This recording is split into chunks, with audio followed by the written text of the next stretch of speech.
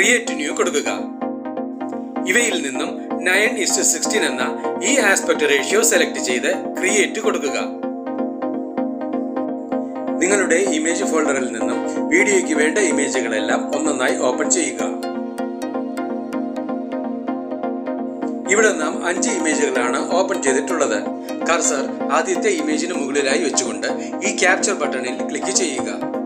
Capture and save കൊടുക്കുക. Image captured ആയിട്ടുണ്ട്. ഈ രീതിയിൽ ബാക്കിയുള്ള എല്ലാ ഇമേജുകളും ക്യാപ്ചർ ചെയ്തെടുക്കുക.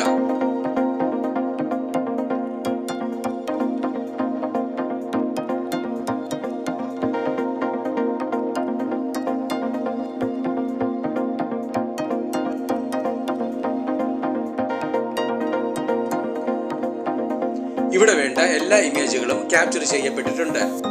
ടൈം ലൈനിന് മുന്നിലെത്താം. ലെയർ ഓപ്ഷനിൽ ക്ലിക്ക് ചെയ്ത് എഫക്റ്റ് സെലക്ട് ചെയ്യുക. ബേസിക് എഫക്ട്സ് സെലക്ട് ചെയ്യുക. ഗൗസിയൻ ബ്ലർ സെലക്ട് ചെയ്യുക.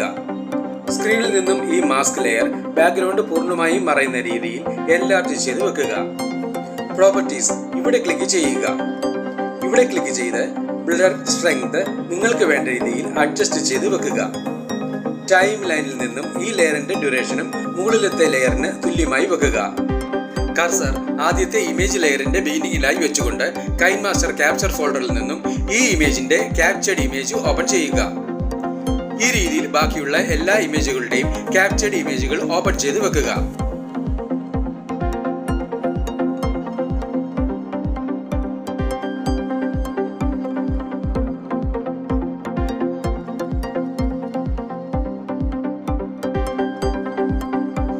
ഇവിടെ എല്ലാ ക്യാപ്ചർഡ് ഇമേജുകളും ഓപ്പൺ ചെയ്ത് വെച്ചിട്ടുണ്ട്.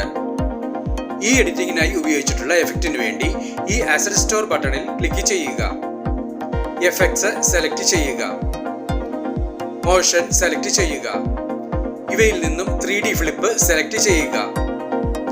ഡൗൺലോഡ് കൊടുക്കുക. ഇപ്പോൾ ഈ എഫക്റ്റ് നിങ്ങളുടെ കൈൻമാസ്റ്ററിലേക്ക് ഇൻസ്റ്റാൾ ചെയ്യപ്പെട്ടിട്ടുണ്ട്. അസറ്റ് സ്റ്റോർ ക്ലോസ് ചെയ്യാം. ആദ്യത്തെ ക്യാപ്ചർഡ് ഇമേജ് ലെയറിൽ ക്ലിക്ക് ചെയ്യുക. ഓപ്ഷൻ ബാറിൽ നിന്നും എഫക്റ്റ് സെലക്ട് ചെയ്യുക. ഇവയിൽ നിന്നും 3D ഫ്ലിപ്പ് സെലക്ട് ചെയ്യുക. ഇവിടെ നമുക്ക് വ്യത്യസ്ത രീതിയിലുള്ള 18 എഫക്റ്റുകൾ ലഭ്യമാണ്. ഓരോ ഇമേജിലേക്കും നിങ്ങളുടെ ഇഷ്ടാനുസരണമുള്ള ഏതൊരു എഫക്റ്റ് വേണമെങ്കിലും സെലക്ട് ചെയ്ത് നൽകാവുന്നതാണ്. ഇവിടെ നമുക്ക് മൂന്നാമത്തെ ഈ എഫക്റ്റ് സെലക്ട് ചെയ്ത് നൽകാം. രണ്ടാമത്തെ ക്യാപ്ചർഡ് ഇമേജ് ലെയറിൽ ക്ലിക്ക് ചെയ്യുക. ഓപ്ഷൻ ബാറിൽ നിന്നും എഫക്റ്റ് സെലക്ട് ചെയ്യുക. 3D ഫ്ലിപ്പ് സെലക്ട് ചെയ്യുക. ഇവിടെ നമുക്ക് 18ാമത്തെ ഈ എഫക്റ്റ് സെലക്ട് ചെയ്ത് കൊടുക്കാം. ഈ രീതിയിൽ ഓരോ ക്യാപ്ചർഡ് ഇമേജ് ലെയറുകളിലും ക്ലിക്ക് ചെയ്ത് 3D ഫ്ലിപ്പിൽ നിന്നും നിങ്ങൾക്ക് ഇഷ്ടമുള്ള എഫക്റ്റുകൾ നൽകുക.